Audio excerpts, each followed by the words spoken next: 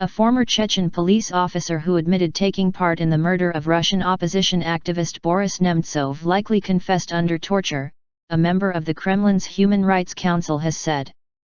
Zaur Dadayev allegedly confessed and was charged but has now insisted to the council's Andrei Babushkin that he is innocent and only made the admission under duress.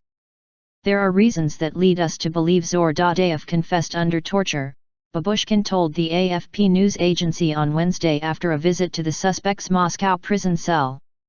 "We cannot confirm that he was tortured as we are not investigators, but we did find numerous wounds on his body," said Babushkin, who was swiftly rapped over the knuckles by investigators for meddling in their probe. The shooting of Nemtsov, a former deputy prime minister who became an outspoken critic of President Vladimir Putin, just yards from the Kremlin, was the highest-profile killing of an opposition leader during Putin's 15 years in charge. Dadayev, a former deputy commander in a special Chechen police unit, was charged by a Moscow court on Sunday with the murder alongside Andrei Babushkin, who worked for a private security company. The 2 men and 3 other suspects were remanded in custody.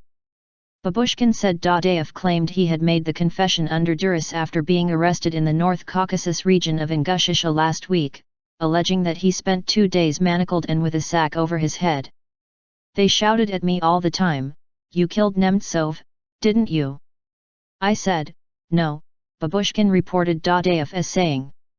The suspect said he had eventually admitted to the killing to secure the release of an ex-colleague, Ruslan Yusupov, who was detained alongside him.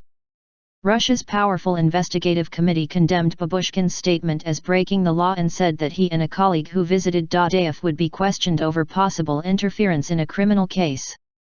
Nemtsov, 55, was shot 4 times in the back on February 27 as he walked along a bridge in central Moscow with his girlfriend.